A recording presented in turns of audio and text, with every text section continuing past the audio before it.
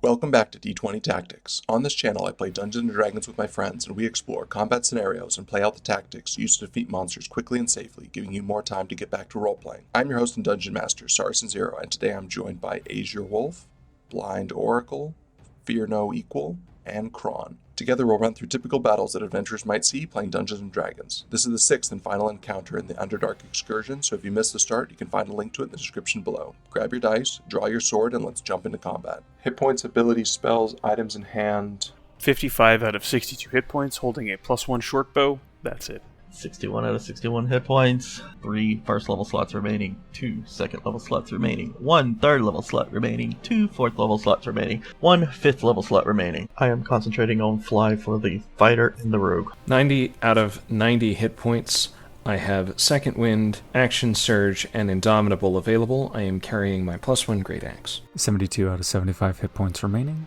1 first level spell, 2 second level spells, 1 third level spell, 1 fourth level spell, 1 fifth level spell. At both of my channel divinities, I'm carrying a Warhammer and a +1 shield. I currently have Spiritual Guardians and Freedom of Movement active. Monsters' abilities, items, and numbers. The monsters are a Hobgoblin Warlord who's leading a band of Hobgoblins. The Hobgoblin Warlord has martial advantage, so he'll get an additional 4d6 damage to a creature if that creature is within 5 feet of an ally of the Hobgoblin, and the ally isn't incapacitated. It has a longsword, it has a shield, and it has javelins. They also have a leadership ability where they can give a d4 whenever a non-hostile creature within 30 feet of it makes an attack or saving throw. That lasts for a minute, so it's basically a bless, and it doesn't have a concentration though. There's also a Hobgoblin Captain. He has martial advantage, but it's only 3d6. He has a great sword, he has a javelin, and he has a leadership ability as well. Then there are 1, 2, 3, 4, 5, 6, 7 hobgoblins. Hobgoblins have long swords and long bows. They also have martial advantage, but it's only a 2d6. And then in reserve, there is a bugbear chief. They have a morning star and they have a javelin, and they have some advantages against saves that I don't think they're going to be making against charm, frightened, paralyzed, poisoned, stunned, or being put to sleep. So that's what he's got. He's accompanied by 3 bugbears. The bugbears have javelins and morning stars as well. Bugbears are brutes, so they get a little extra damage than would otherwise be expected by their regular damage numbers. That's what you guys are facing. Terrain and effects. This is a cavern. There is a floor 60 feet down below, so that's going to be 66 points of falling damage. It is trivially easy to climb out of, but it is going to take you some time to do so. That's what is down there. There are a couple of balance beams highlighted in orange. Those are a DC 15 acrobatics check to move across the balance beams. The rest of it looks precarious, but is not actually difficult or dangerous terrain to move around on. That's what terrain looks like. What do you guys think for tactics here? Are those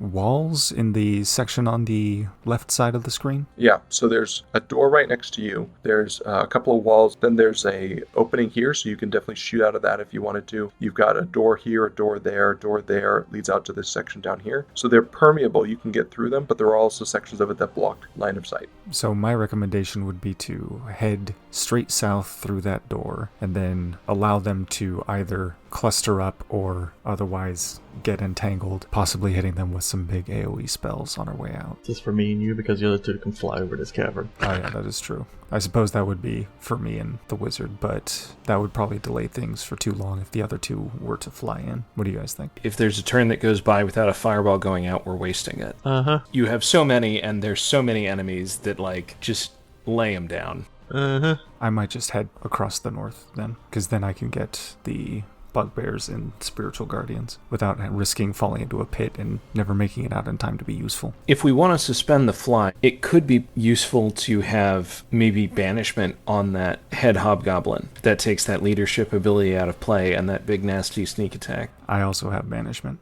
Oh, there you go, yeah. We could drop Spirit Guardians and roll banishment on the hobgoblin leader. Yeah, I can use that. That's my level 4. Yeah, I mean, if I get it in range of a bunch of, like, a cone of cold or animate object, which will slog us down, but... If we get enough in the area, Cone of Cold is just good AoE.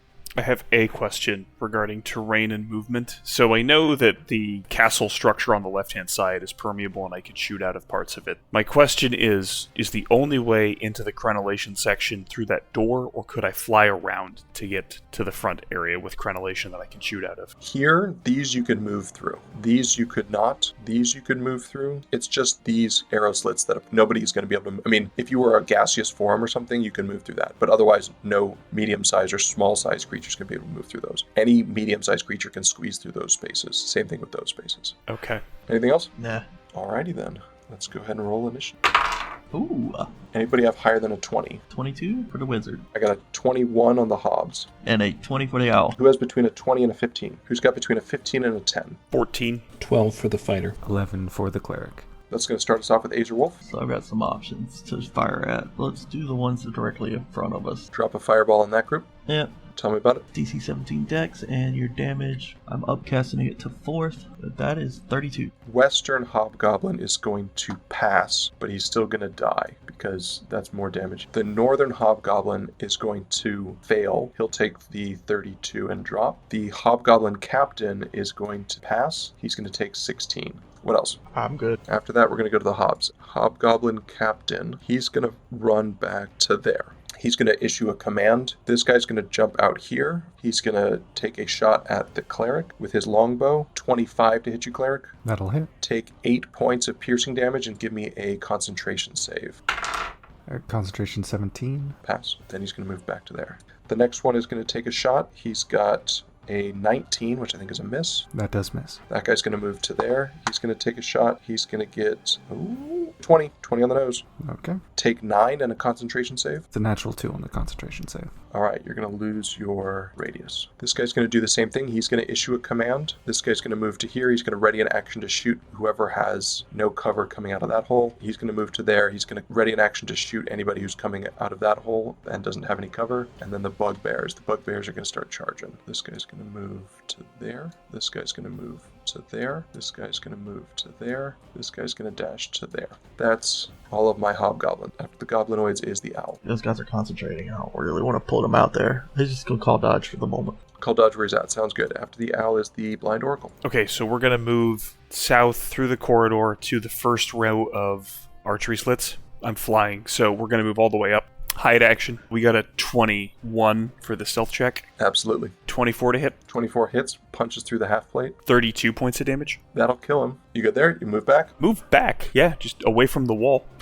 No reason to take return fire. After the blind oracle is the fear no equal. Well, I was going to go down and deal with that guy, but I think instead I'm going to dodge, and then I'm going to navigate towards those bugbears to draw those 2 arrows out. 14 on the first one. 19 AC. And 23 on the second one. That'll hit. 9 points of piercing. Oh no. And then I'll continue towards those bugbears to try and cut them off. That's 11 to there. That'll do. After that, we're going to go to Chron. I will follow the paladin as close as I can. If only I was a paladin. Diet paladin. It's a dash to there. I'll have to leave it at that. After that, we're going to go to the AzureWolf. It's 3 in one and 3 on the other. So let's do the southeast. Step up, fireball. Dex DC 17. 38 points of damage because it was upcast. 38 or 19. The guy in the doorway is going to fail. He's going to take the full 38. He dies. Northern guy, he's going to fail. He's going to take the full 38. He's going to die. The southern guy is going to pass. He's going to take 19. He's going to die. Clean up crew. And let's tuck back in this hallway. After that, we're going to go to the hobgoblins. This guy's going to rotate there. And he's going to take a shot with a javelin at the fighter. Dodge. Thank you for that reminder. He's going to take the 10 and add a 9 to it for a 19. That will hit. And he's going to do d6 javelin damage and 4d6 martial advantage damage. Take 17 points of piercing from the javelin. And he can make 2 ranged attacks with his javelin. Second attack, he's going to get a 13, which is going to miss. It's going to move to there to free up space. The next one, he's going to take a shot. These have disadvantage. Drops the nat 20 in favor of a 18. Nope. That's unfortunate. He's going to move back around the pillar. And then the second guy is going to take a shot. He's going to get a 10. And then he's going to move south as well. The bugbears. First bugbear is going to try to hit you. You're dodging. So he's Could do this with disadvantage. That'll be a 15. Whoops. He's going to move away. That'll proc. Yes, it will. 17 to hit 17 connects with the bugbear. for 14 damage. Next one is going to move in. He's going to swing his Morningstar. 13 on the first attack. Whoop. Drop a nat 20 in favor and 18 on the second attack. Nope. Well, that is quite unfortunate. He's going to move back. He's going to move to there, and he's going to throw a javelin at you. He's going to drop a nat 20 in favor of a nat 1. This guy's going to go to there and throw a javelin. He's going to get a 12 to hit you. That's all my bears. After that is the owl. What do we get square-wise? I think I can get right behind the cleric, right? There we go. Just there. And dodge. BlindOracle. I would like to congratulate you on putting at least one person behind a rock that I can't really get around. Line of sight question. From the northmost arrow slit in the room I am in, can I draw line of sight to the first bugbear? Yeah. Alright, stealth to get to there. He's like walking on his tiptoes, but his toes are off the ground and just like creeping along going, I'm so sneaky. Right, so there's a 31 for that. Roll with advantage into shooting him for 25 to hit 25 will hit. for 28 points of damage. 28 is lethal. Got him in 1. Excellent. And we'll just back up again. No reason to get shot. After the BlindOracle is the Fear No Equal. Advance 2 squares and attack. Oof. 14 to hit. Negative bounces off the chain shirt. And again, 27 to hit for 10 damage. Action surge. Dodge. Action Surge Dodge. Let's see how that works out. After the Action Surge Dodge is the Chron. I feel like a flame strike on the main dude might be very funny right now. Oh my. How did you guess? Flame strike on the guy standing in front of you, or flame strike on those gentlemen over there? The gentleman over there, I can deal with the ones in front of me. DC 17 dexterity saving throw. Centered on the pillar with the 3 hobgoblins. 12 fire damage and 19 radiant damage. 31 or 15, I believe. Warlord is going to pass, so he's going to take the 15. The westernmost hobgoblin is going to take 31 damage and drop. The other one is going to take half damage and drop. You good, Chron? You going to move? I'll take 2 steps forward. After the Chron is the AzureWolf. Trying to be the diet wizard over there? I wish I had a soda to crack open on Mike. Silly as it sounds. Fireball? Fireball the remaining 2 guys. Okay. You can get the chief and the warlord and the friend, but you can't get the other bugbear. You're about to traumatize this bugbear. And sculpting if I need to around the fighter, and just because I'm trying to use up spell slots, 5th level?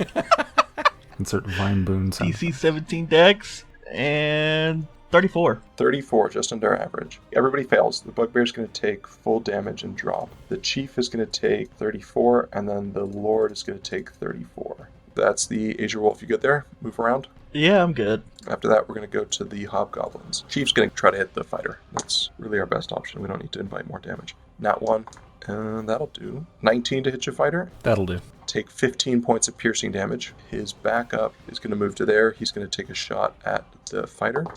His javelin goes past you. The warlord is going to take his 2 shots at the fighter because we have more damage potential. He's going to get a 11 to hit you, and he's going to get a 20 to hit you with the other one. That one will do. Take 23 points of piercing damage, and he's going to move to there. You don't want to stand on the rickety bridge. After the hobgoblins is the owl, Aggravate the one east of the fighter for the fighter, and just move back. and then after the owl is the BlindOracle. Hide, move to the archery port, shoot the southernmost target. 31 for stealth, 18 to hit. Hobgoblin Warlord has plate armor. His total AC is 20. That's a miss. Okay, cool. And move back. After the BlindOracle, we go to the Fear No Equal. I'll go ahead and take advantage of this advantage to wallop this guy in front of me. Wow, or not. 16 to hit. 16's going to bounce off the chain shirt. And we're going to attack again. Hey, that's a crit though. Okay. 19 total damage. And then I'm going to use my second wind for 15 HP. After that is the Chron. As funny as Animate Dead would be right now, I think I'm just going to upcast Guiding Bolt to 4th level and shoot it at the Warlord. No, that's not going to hit. That's a total of 17. 17's a miss, indeed. After that, we're going to go to AzureWolf. That lord down there. He's taking some damage. Yeah, he's got cover, but you ignore it. If you've got AoE, it might be better off on the upper ones. The rogue has the shot on the southern guy. Yeah, but he missed once because of the armor. Magic missile. Tell me about it. I am upcasting it. 3rd. And your D4 is 4 plus the 1. 4 plus 1 is 5. 5 missiles, 25 damage. You good? I'm good. Then we're going to go to the hobgoblins. Hobgoblins can jump 16 feet with a run-up. He's going to dash to there. The chief's going to take a swing at the fighter, who's no longer dodging, I believe. I am not. First one is going to be a 16 to hit you. Second one's going to be a 20 to hit you. That one will hit. Go ahead and take 13 points of piercing damage. His friend's going to advance to there and throw a javelin. We're going to get a 21 to hit you, 8 piercing damage with the javelin. Those are my 3 guys. After that, we're going to go to the owl. Same thing, aggravate the same one for the fighter and move back. After that, we go to the BlindOracle. Hide and try and shoot the chieftain there. 31 for stealth. Yep. 22 to hit this time. 22 connects. Ugh. 23 points of damage. 23 is exactly his hit point total. He drops. Move me back just in case someone wants to randomly throw something at me.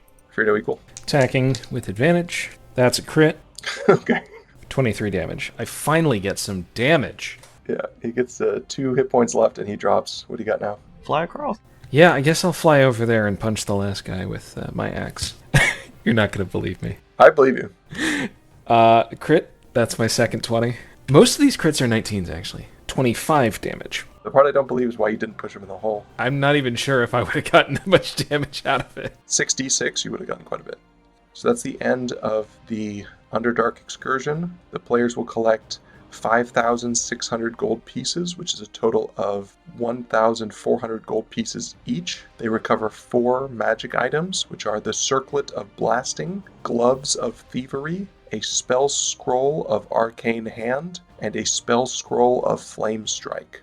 Those will be divided up under the assumed division, unless there's any other ideas that are suggested. The next dungeon is Slods in Limbo. So the adventurers will travel to the plane of Limbo and fight against the denizens that live there. Good God, you're making people fight Slod? Having finally made it through the ruined lairs that the Goblinoids use to set up an ambush, the adventurers make it back out onto the surface and off to their overworld destination. The exit has been located, so that's the final encounter in the Underdark journey. The players will now level up to level 10 and move on to the next dungeon. Next week, I'll release a video with all 6 encounters from the Underdark, and we'll talk about the particular challenges of the different encounters. Thank you for stopping by. I'm Saracen Zero, and I will see you next time.